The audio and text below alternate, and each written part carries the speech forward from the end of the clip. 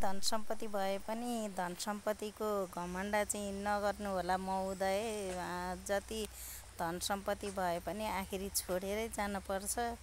हामीले त्यही भएर पनि धन सम्पत्तिको घमण्ड कहिले नै गर्न हुँदैन।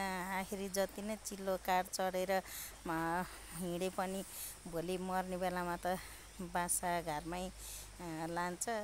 गरिबले पनि खाने भातै हो, धनीले नि खाने भातै हो।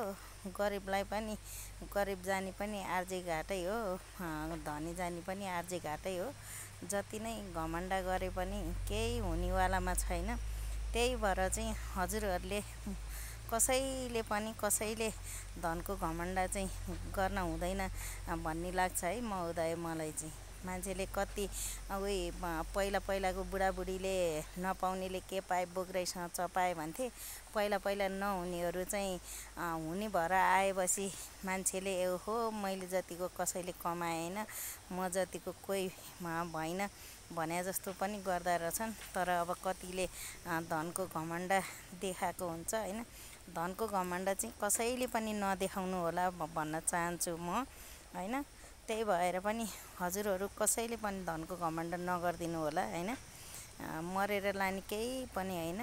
आखिरी मरेर लाने भनेको हामीले जस्तो आएथ्यौँ मुठी पारेर आएको थियौँ भने मुठी खोलेर जानुपर्छ होइन। जस्तो आएथ्यौँ त्यस्तै जानुपर्छ, नाङ्गै आएको नाङ्गै जाने हो। त्यस कारणले गर्दाखेरि पनि कसैले पनि कसैको चित्त दुखाउने काम नगरौँ। अनि दुःख पाउँदाखेरि चाहिँ सबैजनाको बाई हुने, सुख पाउँदाखेरि सबैको हाई हुने पनि हुँदो रहेछ। तर मैले चाहिँ यो भोगेर नै मैले भोग्दै आएको कुरा भनिरहेको छु होइन। मैले कति दुःख पाएँ, कति सङ्घर्ष गरेँ। तर मैले के सोच्थेँ, भोलि हामीले सबैलाई हामीले सहयोग गर्नुपर्छ, राम्रो गर्नुपर्छ भन्ने लाग्थ्यो। अनि त्यही भएर पनि म चाहिँ के भन्छु भने सबैले चाहिँ कसैले पनि मन नदुखाइदिनु होला भन्न चाहन्छु। हामीले मरेर लाने केही पनि होइन। बाँचुन्जेली खान बस्न पुग्यो भने भइहाल्यो। जति नै धन भर घोडा गाडी घर भए पनि हामीले छोडेरै जानुपर्छ आखिरी। मरेर त केही लैँदैन।